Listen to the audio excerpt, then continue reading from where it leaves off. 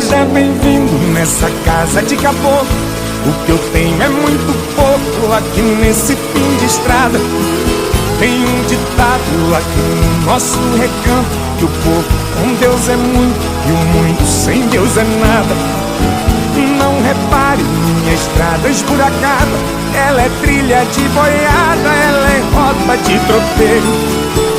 Quando chove é uma lama grudadeira, quando é sol vira poeira, parecendo um fumaceiro. Seu carro, moço, é o